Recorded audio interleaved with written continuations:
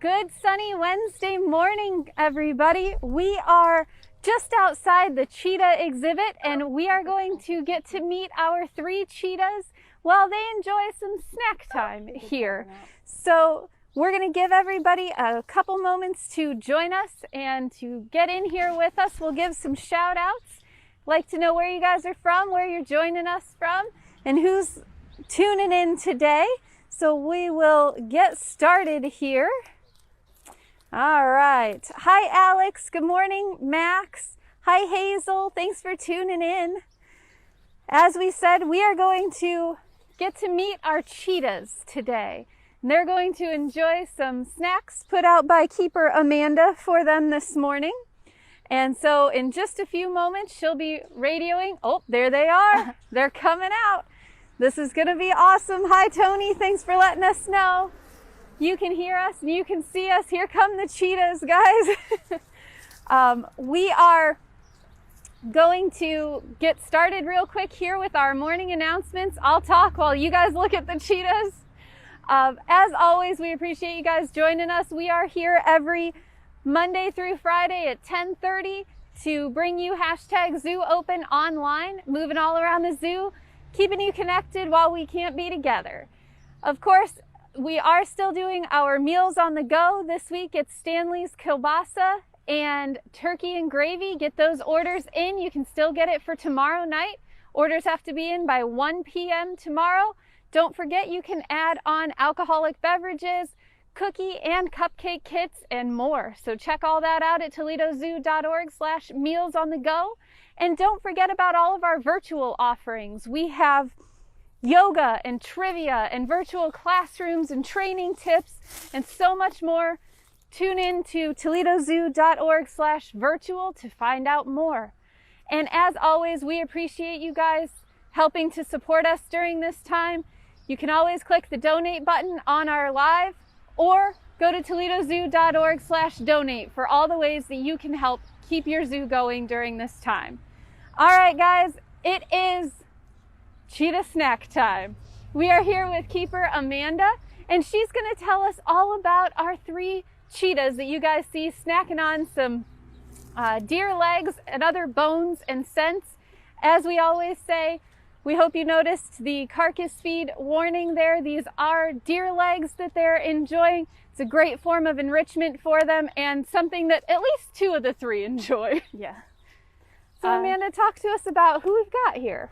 So we have 3 males. They're in a coalition. They're from the same litter.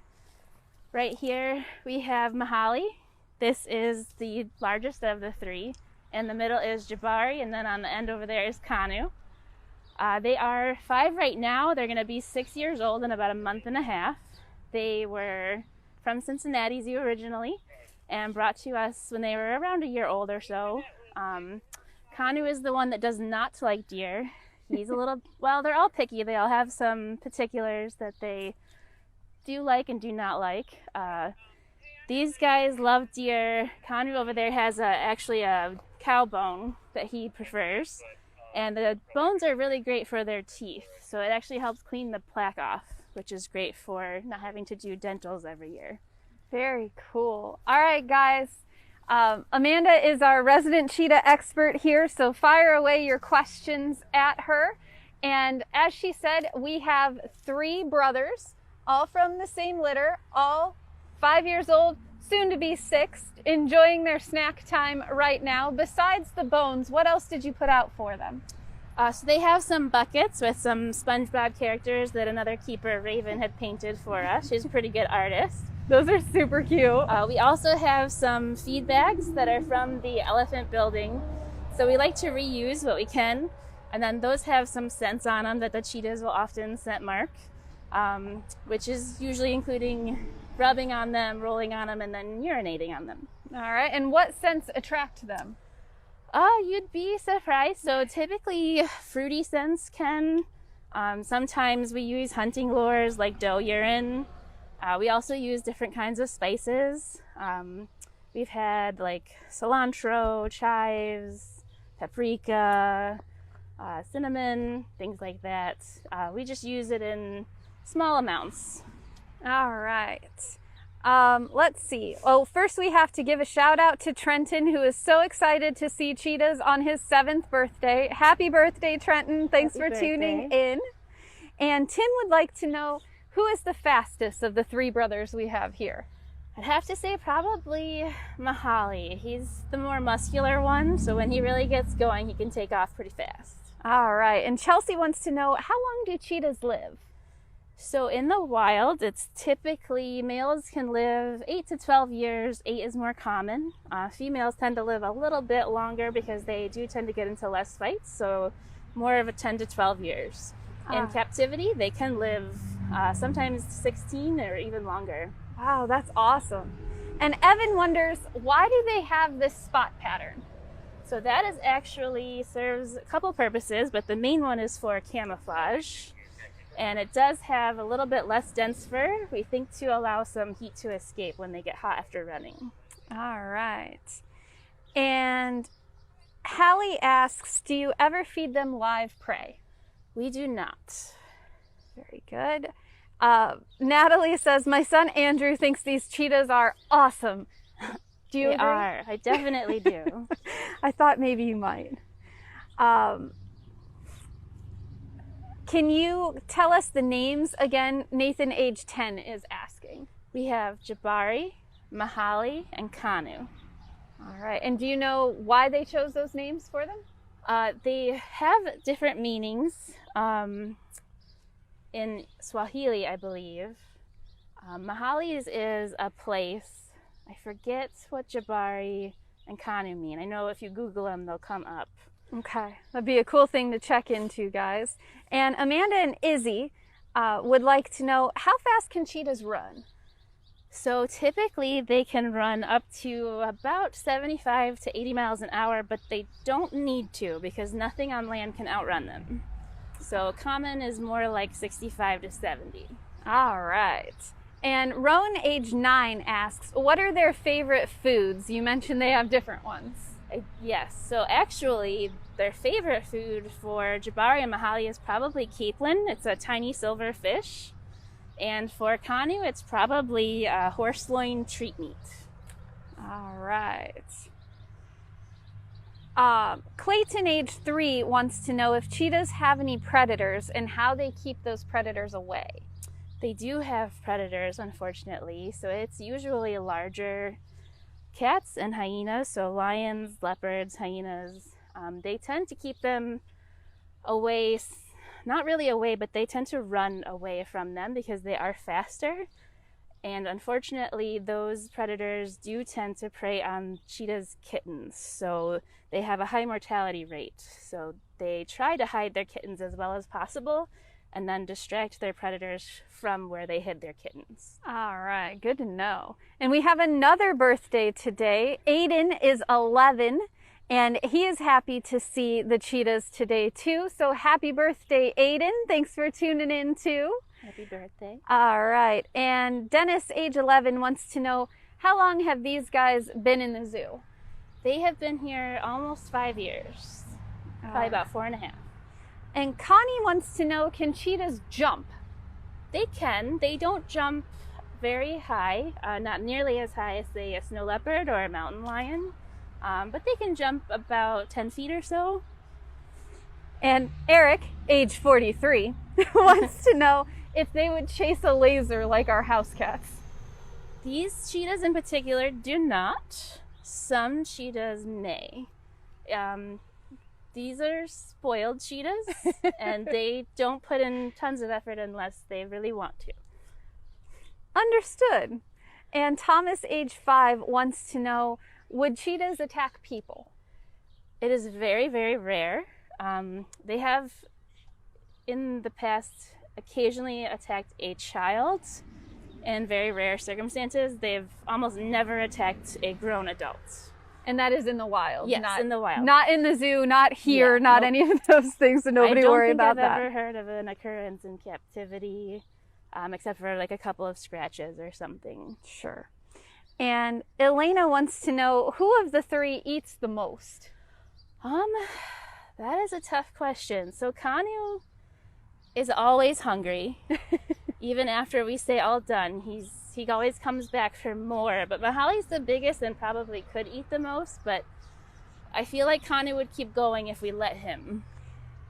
And how much do they weigh? So Mahali usually weighs about 100 to 105. That's this guy right in front of us. If I don't know if we can see.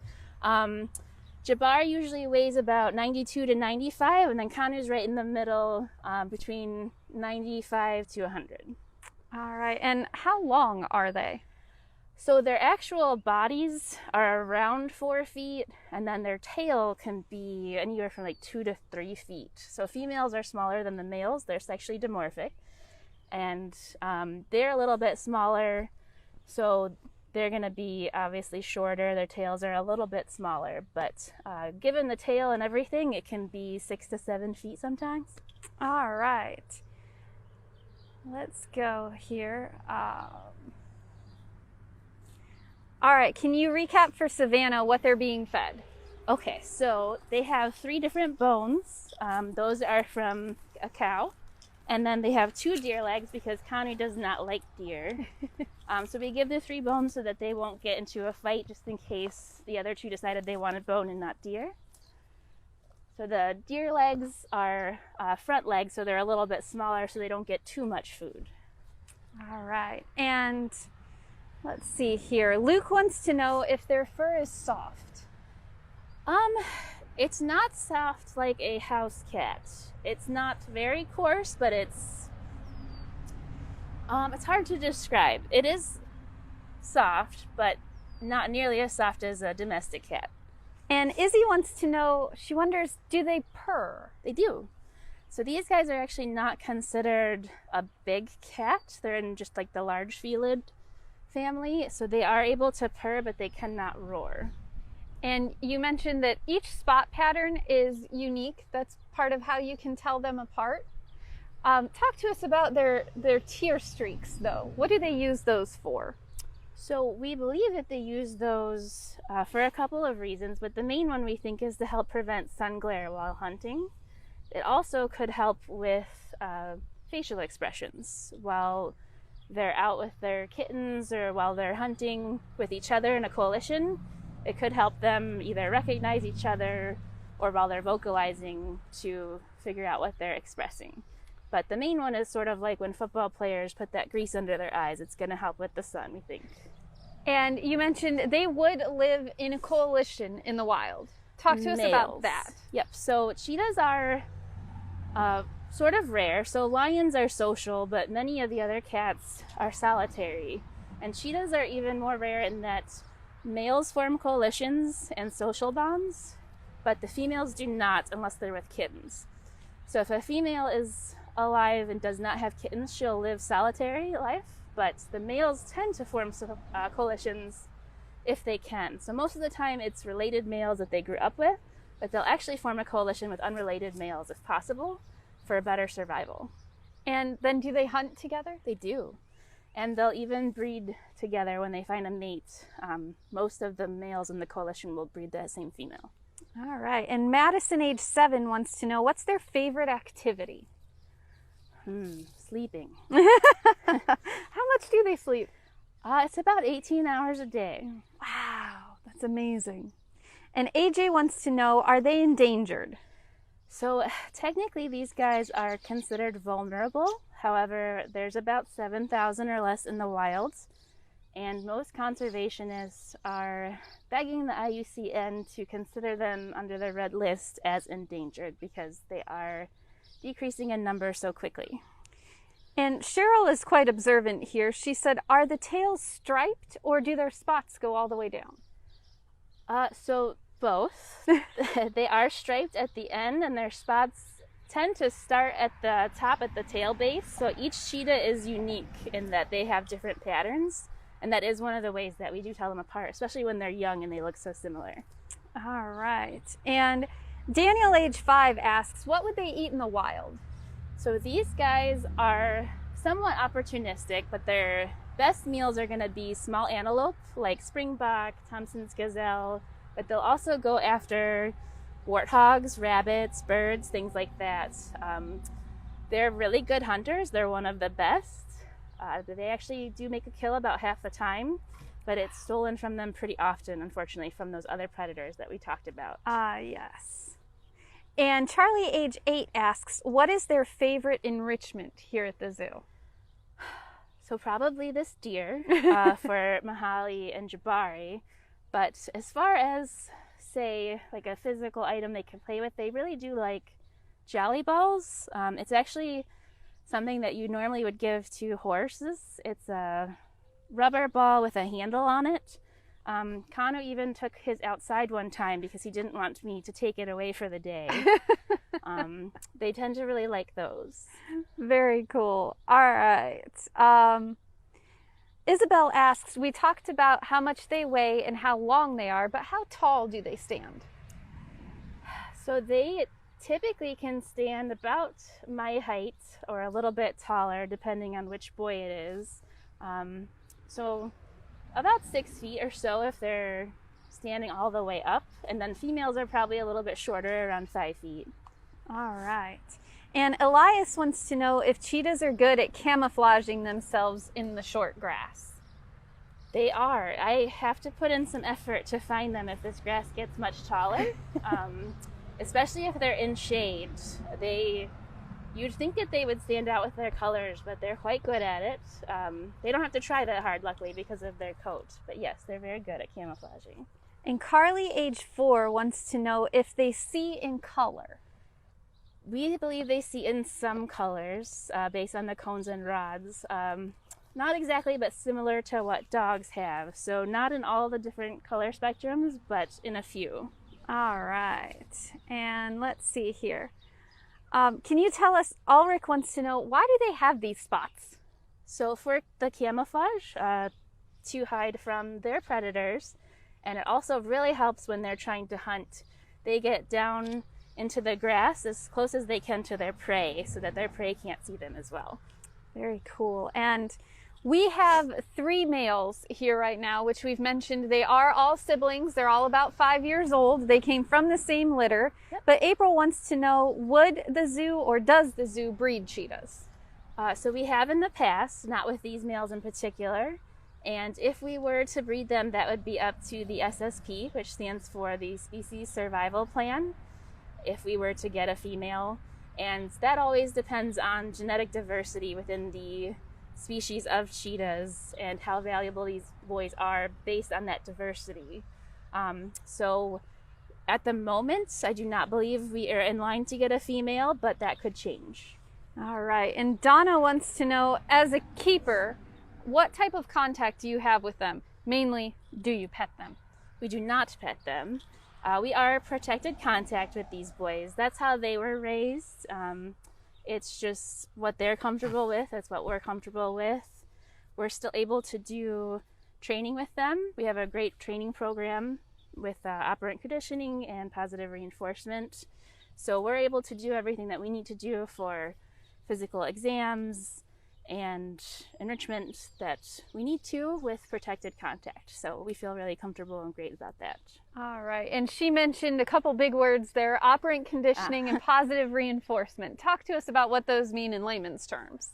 So basically, we use a training program that allows them the choice of whether or not they want to train. And we only use positive reinforcement in that there's no negative consequence for anything. So if they don't want to train, that's okay. If they come up and they don't want to do the behavior, that's also okay. If they do the behavior correctly, they get a reward. If they don't, nothing happens. They can walk away. There's nothing against them for it. They'll probably even get the treat later. Like I said, they're a little spoiled. So it's always their choice, and it's always going to be positive. So even if they do the behavior wrong, we simply ask them for a different one instead of making it negative. And what is their favorite treat to get when they do something correctly? So for Mahali and Jabari, it is that little fish that we talked about, the capelin. Mm-hmm. And for Kanu, it's the little chunks of the horse loin meat. It's like a really rich, perfect cut of meat, I guess you would say, for a person. All right. And Theo, William, and Marcus in California ask, how high can they jump? It's usually about 8 to 10 feet. These guys, it's probably more like 4 to 5. And Daniel, age 5, wants to know, do they run in here? They do. They actually can run quite fast, not full speed by any means, but they do like to chase. When we have the Africa keepers will drive by with their gators. They love to chase that. And they do chase when birds fly pretty low. They try to catch those.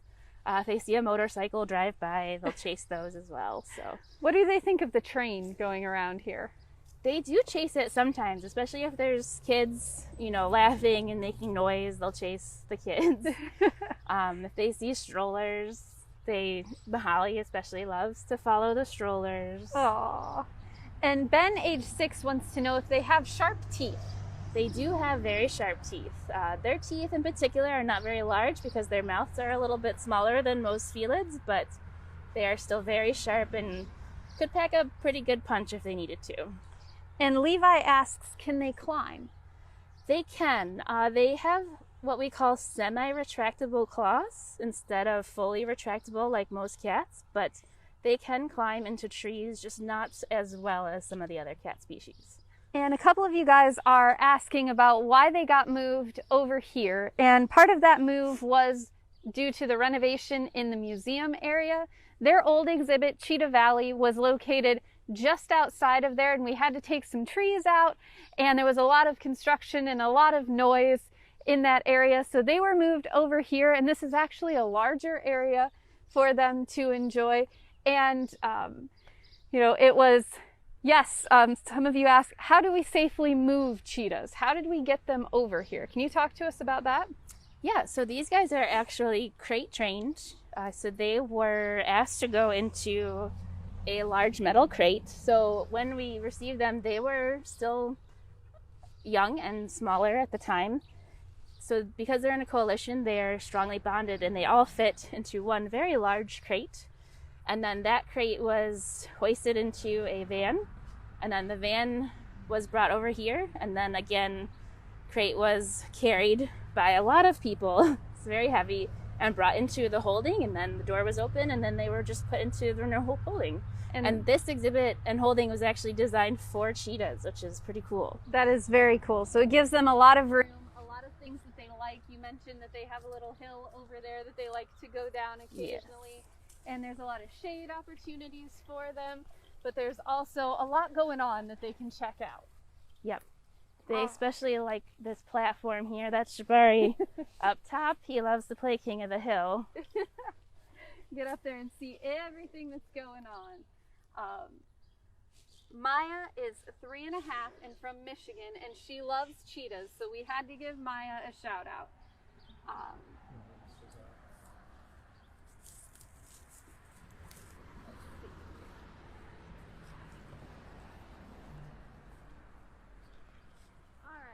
Let's see. Maya asks, do they love the sun or do they prefer shade? So it depends on the temperature. They actually don't love summer. They tend to sleep in the shade and bushes if it's hot out. And if the temperature is nice, like it would be today, they will sleep in the sun. But if it gets over about 80 degrees, they tend to go sleep in the shade. And those of you who are paying close attention, there is a giraffe photobombing this live feed in the background there. Callie wants to know, in the zoo, what hours are they most active? When should people come see them? So usually in the mornings, in the summer especially when it's hot. So right when they're out on exhibit first thing, so usually 10 to noon or so. And then in the afternoon, again, they'll get up after their nap. So about 3 to 4 or 5. Typically, if it's in the winter, they're actually pretty active, or they're usually on their hot rock sleeping. They actually like winter, so they're out in the snow quite a bit. Oh, that's so cool. And Chloe would like to know, have they ever fought here at the zoo? Cheetahs do not fight like other large carnivores. Their fights are more screaming and slapping, but they do fight. They tend to, when they get hungry or if they get excited about something, they start out kind of playing and then they'll start screaming and slap each other really quick, and then they all scream and run apart. It's usually not very serious. I guess that's good though, right? Yes, it's very nice for us. So we talked about how fast cheetahs can run, but Shelby wants to know, how long can they run? So if they're running full speed, they don't run for very long. It's usually 30 to 45 seconds or so. All right. And Elena wants to know, do they eat chicken? Our cheetahs don't. I'm sure other zoos might utilize it, but we tend to not use poultry for carnivores very often. And Grayson wants to ask, are baby cheetahs born with the spots? They are, but they actually have something called a mantle, which is a giant silvery fluff of fur down their whole back, so the spots aren't the most visible part of them. So you're going to see that, and it's sort of to replicate a honey badger to make them look more aggressive than they are to ward off predators. All right. And Leah, age 9, asks, do they have their nails trimmed like house cats? I do trim their nails, so it's about every other week or so, just as needed. And I have them put them on the mesh so that they have to put pressure because they are semi-retractable. And we just clip them when they get a little bit too long. Otherwise, they tend to use the bark and the trees to scratch them. And Christy wants to know, why don't they try to climb out? If you said, they can jump, they can climb, why don't they try to leave? So they're not that good of climbers. We also have a line of hot wire that's going along the top of the mesh. And they typically can't climb straight up. That would be quite difficult for them. And they're very happy. They've never even tried to climb a few feet. As you mentioned, they're spoiled. Very, very spoiled. They don't even hunt if a bunny or a possum gets in the exhibit. They just kind of watch it walk by. They're going to get something better later. They're pretty smart. Yes. Pretty smart. And Bethany asks if the spots are just on their fur or on their skin too. Both. Yep. So they're on their skin for sure. Very cool. And can you tell Owen again how long they live? So in the wild, males are about 8 to 12 years. They don't live quite as long as females typically. And the females can live usually about 10 to 12 years in the wild. And then in captivity, it's usually about 10 to 16 years, depending on, genetics and medical conditions. And some have lived even longer in captivity. Very cool. Awesome. Well, we're going to let these guys continue to enjoy their snack time, and we're going to end with, Tony asks this quite often, and so we're gonna beat him to it today. What's your favorite part of being a keeper? Probably training, I would have to say, especially when an animal really gets what you're asking and they get the behavior and it all clicks. And then they get their favorite reward, something called a jackpot. They just get all the treats all at once, and they get so happy, and you can see it. That's the most rewarding for us, I think. Very cool. All right, guys, thanks for joining us today. We hope you enjoyed this look at cheetah snack time with our 3 boys. Give us their names one more time so that people can remember when they come back here. Jabari, Mahali, and Kanu. All right, guys. We will see you all tomorrow. Thanks for tuning in.